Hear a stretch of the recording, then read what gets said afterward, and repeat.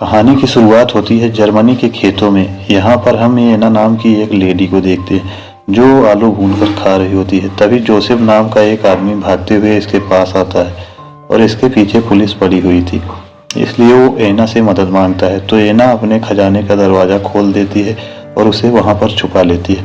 अब जब पुलिस वाले चले जाते हैं तो हम देखते हैं जोसेफ एक नंबर का ठरकी था।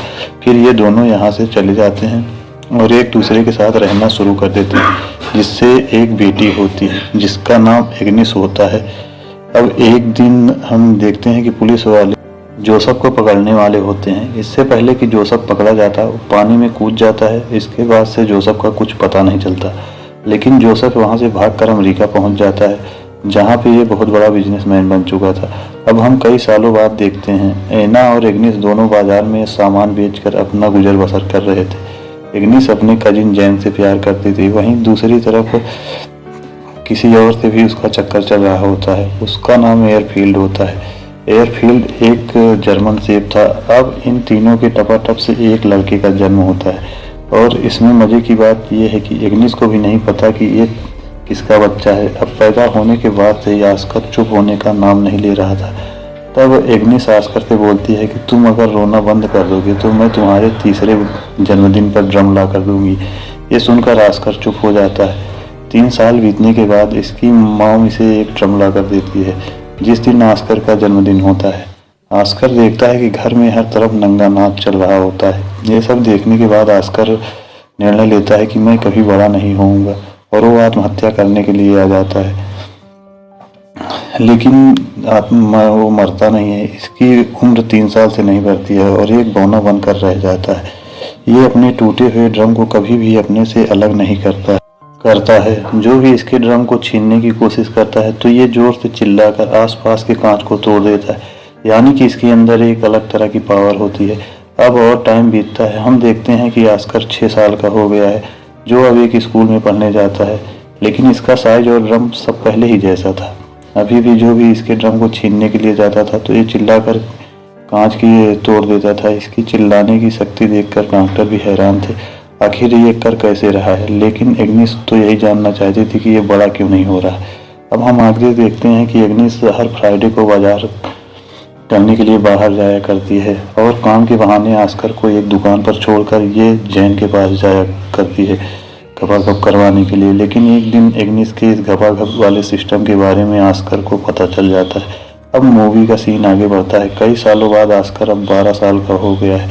अभी ये एक सर्कस में आया हुआ है जहाँ पर बौने लोगों पर फार्म करता देख एग्निस को लगता है कि इसका बेटा भी बौना है।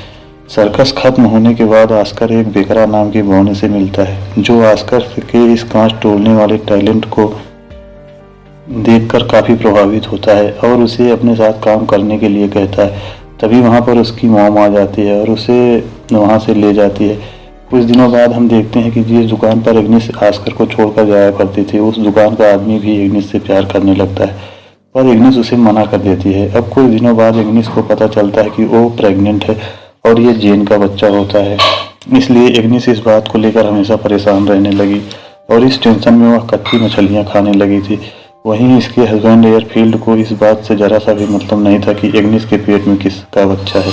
एयरफील्ड यही चाहता था कि एग्निस बस खुश रहे। लेकिन एग्निस जब से आस्कर को जन्म दिया था तब से एग्निस जरा भी खुश नहीं थी, इसलिए वो एग्निस इस बच्चे को जन्म नहीं देना चाहती थी और फूड पॉइजनिंग की वजह से एग्निस की मौत हो जाती है। अब इसके सालों बाद हम आस्कर को देखते हैं जो अपना ड्रम ठीक करवाने के लिए एक दुकान पर आता है। ये वो दौर चल रहा था जब जर्मनी के पोलैंड पर हमला कर दिया था। तभी पोलैंड वाले जर्मन पर हमला कर देते हैं और इस हमले में जेन मारा जाता है, लेकिन आस्कर बचकर यहाँ से निकल जाता है। अब अगले सीन में हमें दिखाया जाता है कि एयरफील्ड एक लड़की को काम करने के लिए हायर करता है, जो घर का काम करने के साथ साथ आस्कर का ख्याल रखती है। अब कुछ दिन बाद आस्कर को मारिया से प्यार हो जाता है, इसलिए जब भी एयरफील्ड अपने काम पर चला जाता है तो रात में दोनों बेड पर मस्ती किया करते थे। मारिया भी इन सब में बड़े मजे ले रही थी, इसलिए आस्कर को कुछ नहीं कहती थी। एक दिन आस्कर को पता चलता है कि एयरफील्ड का मारिया के साथ चक्कर चल रहा था। मारिया एयरफील्ड से बहुत प्यार करती थी, पर एयरफील्ड मारिया का इस्तेमाल अपनी सेक्स की भूख मिटाने के लिए कर रहा था, इसलिए मारिया रोने लगती है। ये सब देखने के बाद आस्कर मारिया को चुप कराने जाता है। लेकिन मारिया आस्कर को भावना कहकर लात मार देती है। इसके बाद अगले सीन में दिखाया जाता है कि मारिया गर्भवती है, लेकिन आस्कर को ये पसंद नहीं आता, इसलिए आस्कर इस बच्चे को मारने की कोशिश करता है, लेकिन मारिया ऐसा होने नहीं देती है। अब कुछ दिनों बाद मारिया को एक लड़का पैदा होता है, जिसे पाकर सब वो बहुत खुश थे, लेकिन आस्कर इस बात से जरा भी खुश नहीं था, क्योंकि आस्कर को ऐसा लगता था कि वो उसका बच्चा है।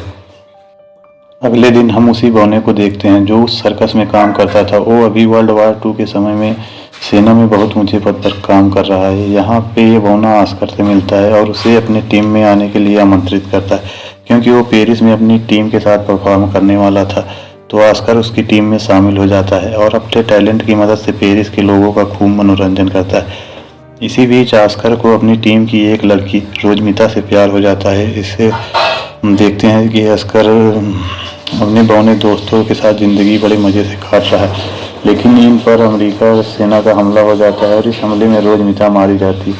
ये देखकर आस्कर काफ़ी दुखी हो जाता है, जिसके बाद वो वापस अपने घर आ जाता है। घर आने पर आस्कर मारिया के बेटे को एक वैसा ही ड्रम गिफ्ट करता है जैसा इसकी मॉम ने इसके तीसरे बर्थडे पर किया था। आस्कर वापस आने पर मारिया जरा भी खुश नहीं थी, लेकिन एयरफील्ड बहुत खुश था। एयरफील्ड उन लोगों से भी छुपा कर रखता था जो आस्कर का इलाज करने के लिए अस्पताल ले जाना चाहते थे, क्योंकि एयरफील्ड को लगता था कि आस्कर असामान्य नहीं है। अब शहर में तनाव का माहौल होने लगा था, यानी कि युद्ध का।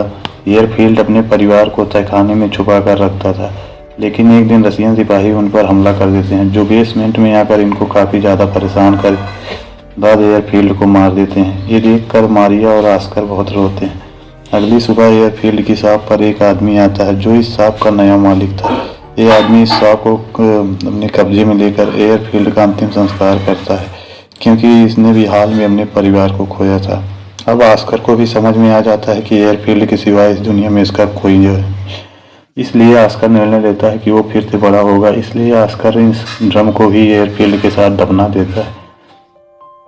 तभी अचानक से कहीं एक पत्थर आकर आस्कर को लगता है, जिससे आस्कर बेहोश हो जाता है। तभी यहाँ पर एक आदमी बताता है कि आस्कर अब बड़ा होने लगा है। फिर हम लास्ट में देखते हैं एना को छोड़कर सारे लोग इस शहर को छोड़कर जाने लगे थे। इसके साथ पता चलता है कि आस्कर के चिल्लाने की शक्ति भी चली गई है। लास्ट में खेतों में एना को दिखाने के साथ मूवी यही खत्म हो जाती है। मूवी का एक्सप्लेनेशन पसंद आया हो तो लाइक शेयर ज़रूर करें, और ऐसी ही और वीडियो देखने के लिए चैनल को सब्सक्राइब ज़रूर करें। फिर मिलते हैं अगले वीडियो में, तब तक के लिए गुड बाय।